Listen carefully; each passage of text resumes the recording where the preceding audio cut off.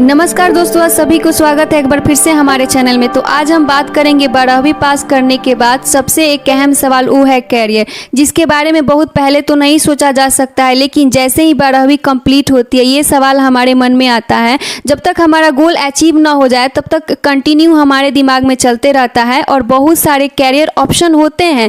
कुछ समझ में नहीं आता कि क्या करे क्या ना करे, लेकिन कहीं भी अगर आप सिविल इंजीनियर के बारे में सुना है और सोच रहे हैं कि इस बारे में क्या किया जाता है, तो बिल्कुल आज के इस वीडियो में पता चलेगा कि सिविल इंजीनियर बनने के लिए कौन सी पढ़ाई करनी होती है, कैसे बना जाता है और उसकी पूरी जानकारी।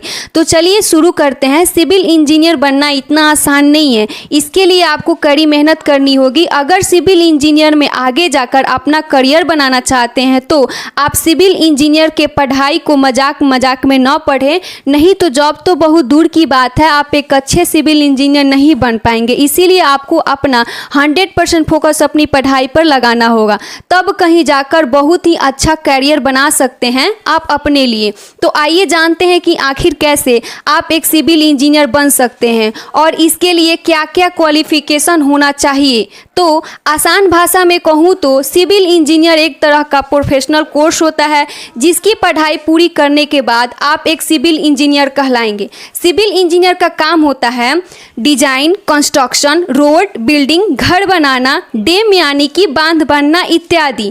तो ये सभी काम एक सिविल इंजीनियर करता है। उदाहरण के लिए घर की डिजाइन कैसे होगी, रोड कैसे बनेगी, इसमें क्या क्या सामान लगेगी इत्यादि सारे काम एक सिविल इंजीनियर का होता है, जो कि एक जिम्मेदारी वाले काम होती है। सिविल इंजीनियरिंग आप दो तरह से कर सकते हैं। एक होता है डिप्लोमा इन सिविल इंजीनियरिंग, जिन्हें हम जूनियर सिविल इंजीनियर भी कहते हैं, जो कि 3 साल का होता है, जो आप 10th पास करने के बाद कर सकते हैं।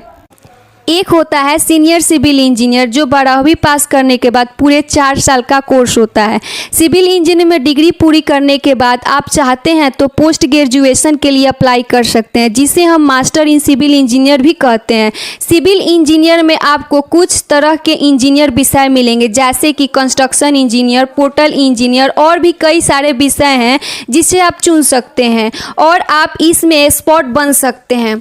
तो सिविल इंजीनियर में बात की जाए योग्यता की, तो 12वीं पास करने के बाद 12 में साइंस सब्जेक्ट होना चाहिए, फिजिक्स, केमिस्ट्री, मैथ से पास होना चाहिए।